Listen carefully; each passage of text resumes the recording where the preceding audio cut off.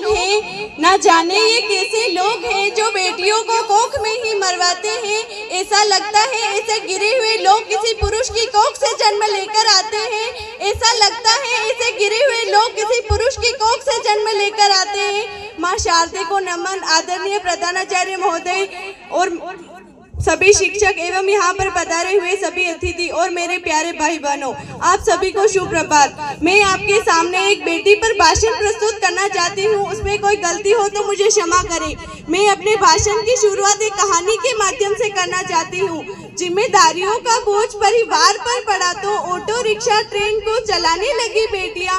साहस के साथ अंतरिक्ष तक को बैठ डाला, युद्ध विमान उड़ाने लगी बेटियां। और कितने उदाहरण ढूंढ कर लाऊं, हर क्षेत्र शक्ति आजमाने लगी बेटियां। वीरों की शहादत पे अर्थी को कांधा देकर अब शमशान तक जाने लगी बेटियां। घर में बटाके हाथ रहती है माँ के साथ, पिता की समझ से बाला हरती है बेटियां।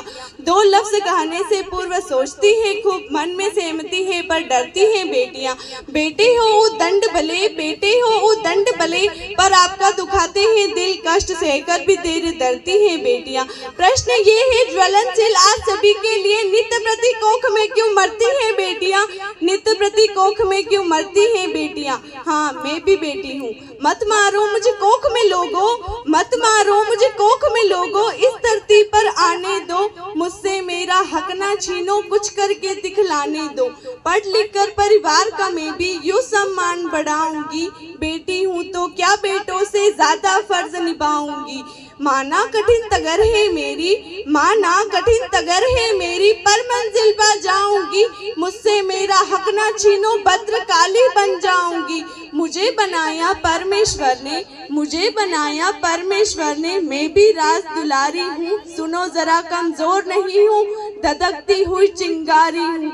छेड़ो मत जल जाओगे, मैं दुर्गा में काली हूँ, मैं दुर्गा में काली हूँ। मैं भारत सरकार द्वारा बेटी बचाओ बेटी पढ़ाओ योजना पर कुछ शब्द कहना चाहूंगी। बेटी बचाओ बेटी पढ़ाओ योजना हमारे देश के प्रधानमंत्री नरेंद्र मोदी जी द्वारा 22 जनवरी 2015 को बालिकाओं के अधिकारों को सुनिश्चित करने के लिए शुरू की गई है। ये एक अनोखी योजना है जो अन्य सहायक कार्यक्रम जैसे सुकन्या समृद्धि आदि योजनाओं के साथ शुरू की गई है। ये अभियान लड़कियों की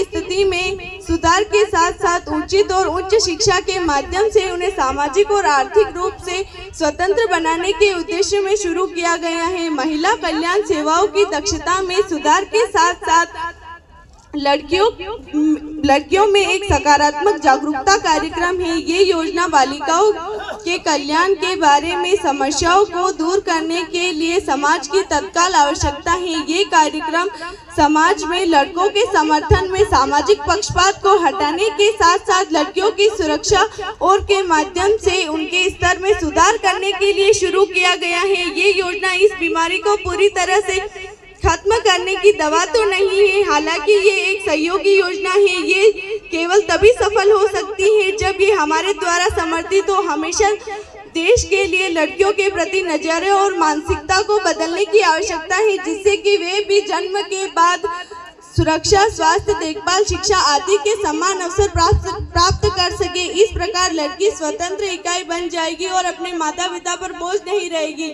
मैं लड़कियों के संदर्भ में अपने द्वारा लिखी एक अच्छी पंक्ति को साझा करना चाहती हूँ। लड़कियों को परिवार, समाज और देश की शक्ति बनाओ, न कि परिवार, समाज और देश पर बोझ, कमजोर, असहाय इकाई बनाओ।